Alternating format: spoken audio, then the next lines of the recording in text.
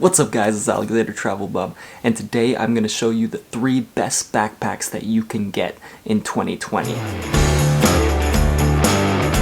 So there are a few features that I always look for in my backpacks, and those features are front loading. I want to make sure that the backpacks can open like a suitcase so that you can get to all your stuff easily. And the second is size. We want to make sure that you can carry on your bag when you go on to flights. That's a big deal, and I'll explain later. So before you watch this video, I just wanted to say I've tried many backpacks in my life. I've backpacked all over the world, and I think I have finally found the backpacks that do everything that I think a backpack should do. And so I want to help you out, because it takes a lot of time and effort to pick out a backpack. You don't know what size you want, you don't know the cost, the brand, any of those things. But I'm going to show you all of this in a really short video. Alright, so let's introduce you to the 3 backpacks. So, the first is the Nomatic, second is the Redwing 50, and the third is the Motherlode.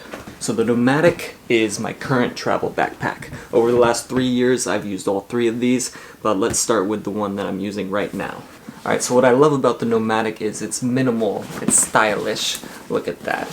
And it's the perfect size for carry-on. So you'll never have to check this bag because it fits perfectly on all the airlines. And a feature that I really like about this bag is that it opens from the back. So this is where you put your bag, so it just shows that there's some extra security. People can't really open it because you can only open it after you take it off. So this bag is waterproof, completely waterproof.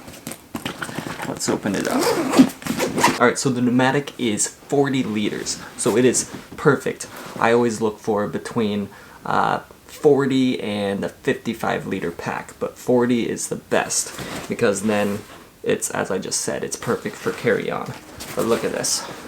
A lot of space. It's perfectly designed to fully fit everything in there. The space is great. And something I really like about this bag is here at the bottom. Zip this open and you have a shoe compartment. You can put your shoes in here so that you don't get the rest of your bag dirty. Now that is amazing. A lot of bags don't have that, and so you have to get a shoe bag or something to keep your shoes kind of separate. Oh, another thing that's really cool about this bag, so it's a backpack that kind of looks like a suitcase, right? But if you just switch it from these straps to these straps, you just pull them up and it just switches straight into a duffel. So then you have 3 easy access compartments up here, but this one is really cool. This one is a waterproof compartment, so this is actually designed so you can put a water bottle in there. So a water bottle or anything that might drip a little bit of liquid, maybe a banana that you might squish in there. Alright, the other feature that I really like about this, the last one that I really want to share with you, is this RFID safe pocket. So you can put your passport in here, you can put all your credit cards and things that you want to keep very safe. You can put a little lock on here. They actually provide you with the lock, so you can lock it up, and that has been amazing to have. So the Nomatic, for the price, it gets a 6. It's a little bit steep. It's the most expensive bag on here, but if you use my promo code, which I link below, you get a good amount off. For the size, it gets a 10. It's the perfect size. 40 liters, I think that is the absolute perfect size for a backpacker. Features, it gets a 10. It's minimal, it's sleek, it's well designed, it has extra features that I haven't seen in these other bags. Security, it also gets a 10 because of the RFID pocket and because the zippers and because it opens from the back. Quality, I give it a 10. It is a high quality bag, it's made with good materials, and I feel like I could travel with this for many years and it's not going to break. Comfort, I give it an 8. The reason I give it an 8, it's actually very comfortable, but this is all you have for the back. It's not really designed specifically for your back in any way, so unlike the Kelty, which you'll see here, and a lot of the other backpacking backpacks, you'll see they have specific material made to support your back, and this bag is minimal.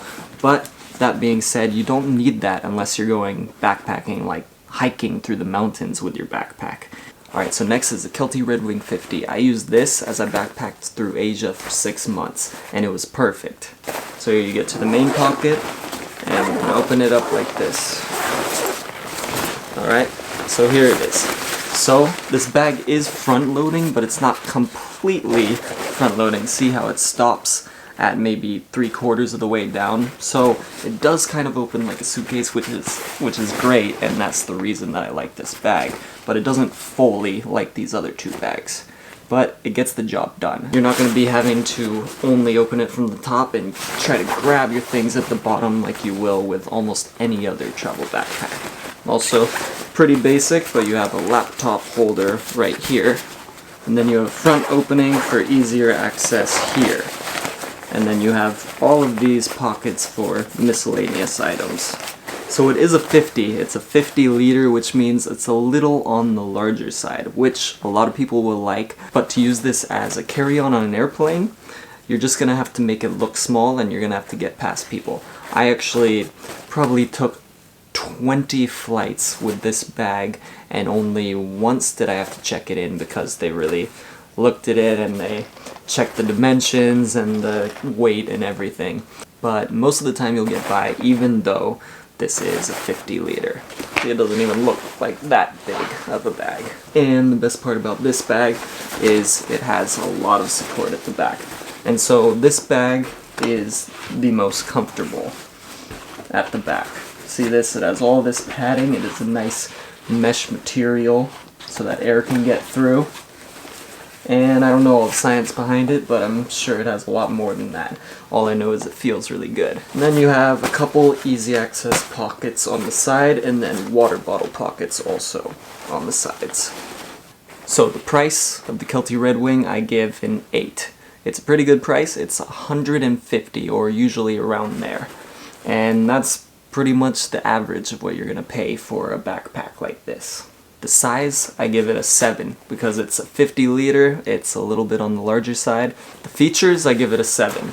It doesn't have a lot of extra features and things that you want, but you have the easy access pocket with the miscellaneous pockets in the front, which are really nice to hold everything, and then just the back support is great.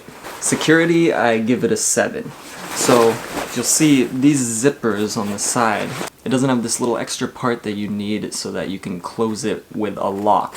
I guess you could use these and that would work, but it's just not as secure because you could just cut those off. But when you're carrying it, you do clasp these closed, and so you can't really open it. Nobody can open it while you're walking around with it. So security, it's good enough, but it's not amazing. Quality, I give it a 10. Kelty, they're a really good brand. Again, the quality at the back is amazing. The quality of all the materials in this, it's perfect. So, great quality. And comfort, once again, it's all because of the back. Comfort, the Kelty gets a 10. Alright, last but definitely not least is the Motherlode. It's by eBags, and obviously I put the patch here. But this bag I used all around Europe, and I loved it. So again, this is completely front loading. Let's open it up. Alright, so here you go.